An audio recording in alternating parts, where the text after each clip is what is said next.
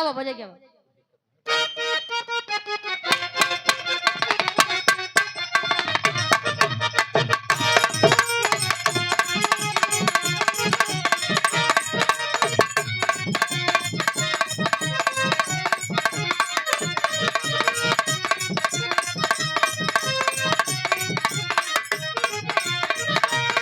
ए भैया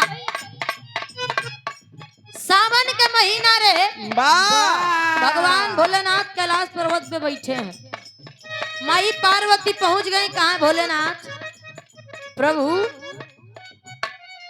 ई गांजा भांग में तू मस्त रहबा कि हमरे ओरी ध्यान देबा बतावा हमका शादी कई के लिए आए हा और तू गांजा भांग में मस्त रहा था।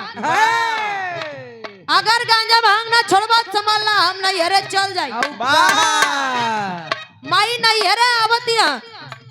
सखियन कहे का हो का हाल बा भैया कल दुल्हन की विदाई हो जाए दुल्हन अपने ससुरे पहुंचे और जब ससुरे से नैहरे आए तो सखियन जितनी रहे कहे कहो बताओ मार जीजा कैसन रहे तोहर जीजा परिवार और यार ठीक ठाक रहे वैसन माई पार्वती से उनकर सखिया पूछे माई पार्वती कहे का बताई बहनी सब बेकार बा कहा यार शादी के बाद तो सब ठीक हो चाहे तो सखिया कहे सुना ससुरा में होई तो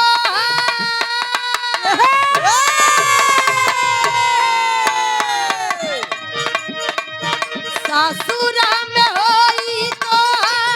बहुत नुगती माटी के दिहल समान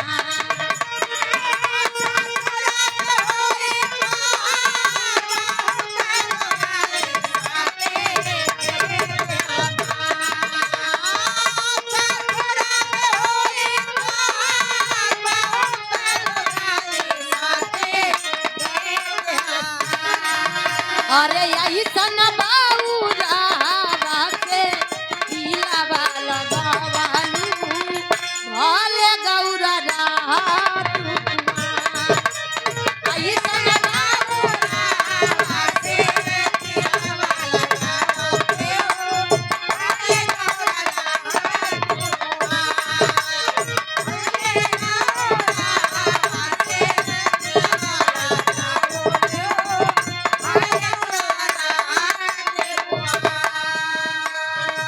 कहे सुना इनके राहे अल्लाह वे दुनिया के मालिक हर दुनिया के मालिक हो देखे मला गेला भिखार न हो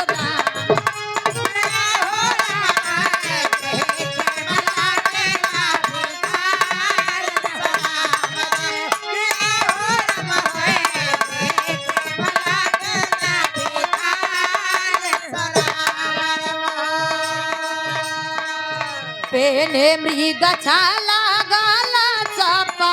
वाके माला यार सापा वाके माला हो जाता राम गंगा जी के धारा हो राम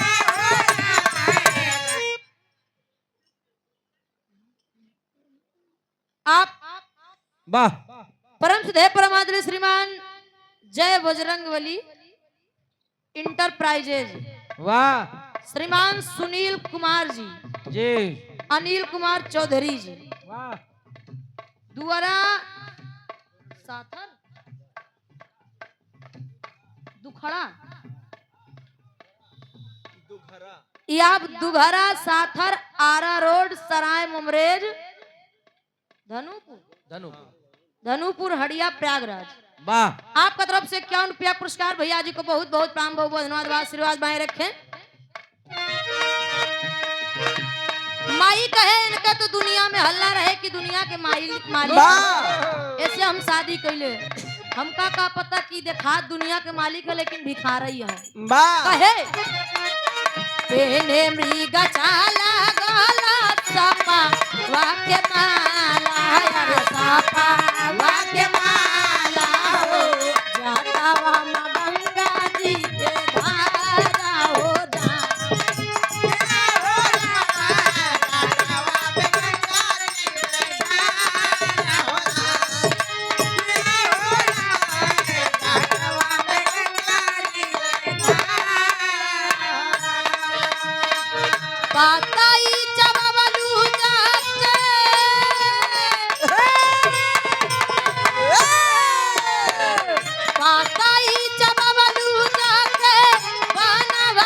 दिहलू बाचा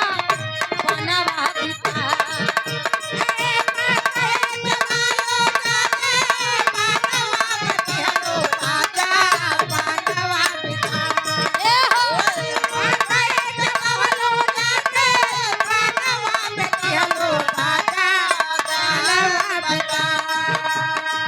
पाताई चबवलू जाके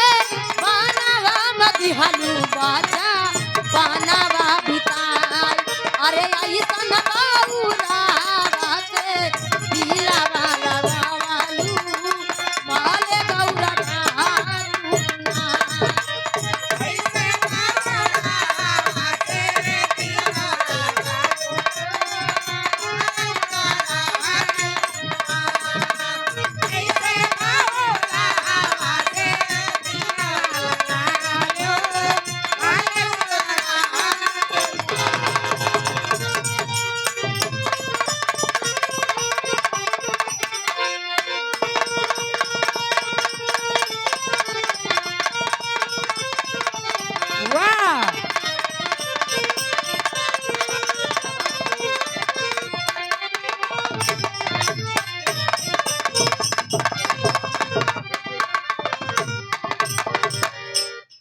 ए भैया इ तो दू लाइन आप लोगन